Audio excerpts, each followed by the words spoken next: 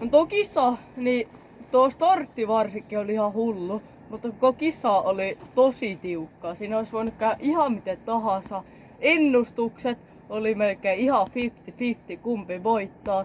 Mutta kyllä mä oon ihan iloinen tuohon tulokseen. Joo. No entäs mitä otettavaa sulla on tästä viikonlopusta kokonaisuudessaan? No ihan hyvin se meni kyllä. Lyhyesti sanottuna, joo, niin. Joo. Kiitos haastattelusta. Kiitos.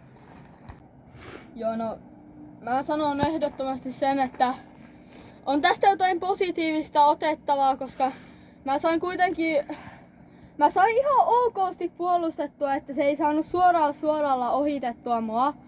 Mutta sitten sillä oli vaan liikaa voimaa sen pyörässä, että ei sitä oikein pystynyt puolustamaan. Tosi rohkeeta puolustamista Konstalta. Että en ota mitään pois tästä hänen voitosta, mutta puolustus oli aika tiukkaa, mutta semmoista tämän kisaamisen välillä pitää ollakin. Mutta kokonaisuudessaan tästä viikonlopusta otan sen, että ihan hyvä aika ja ihan hyvin pystyi haastamaan kisassakin.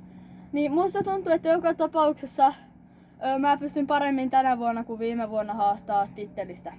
Joo, kiitos. Kiitos.